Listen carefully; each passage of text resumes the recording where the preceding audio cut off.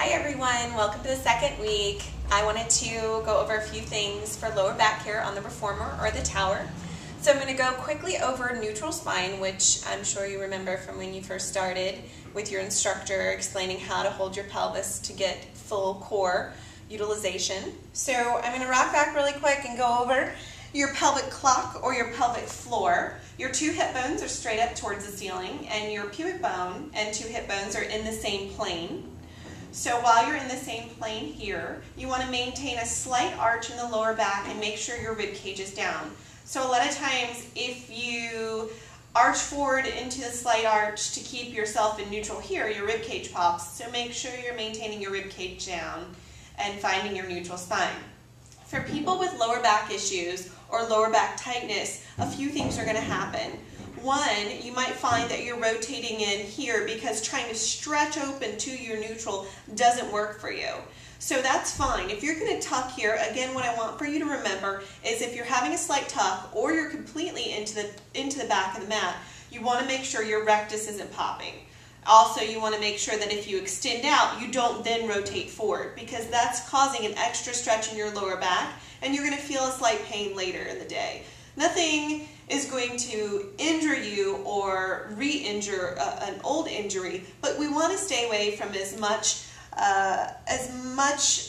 extra issue that your lower back might have. So we want to kind of maintain what feels good for you in the studio at all times. So keeping your neutral spine here, and then if you are tight in your lower back, you might find that you're going to tuck a little. If you tuck, it's okay, just make sure that you're not pooching in your spine here.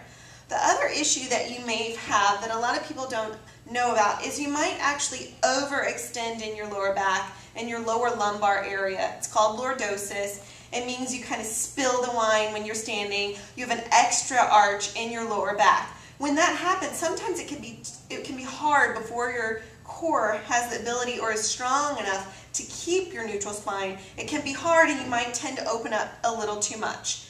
At this point, ask your instructor if it would be okay if you used a small blue pad underneath your hips.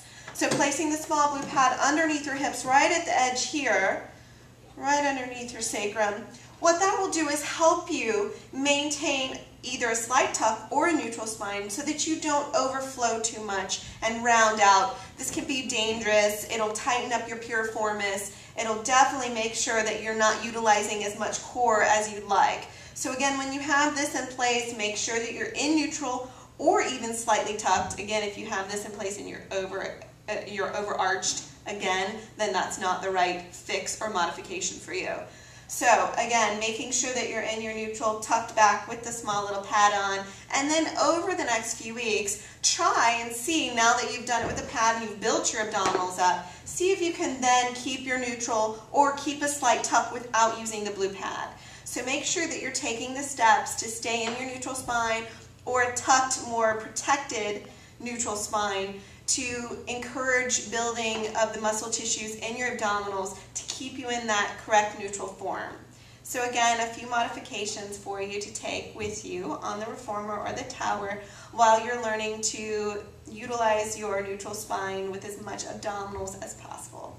We'll see you next week for another little video.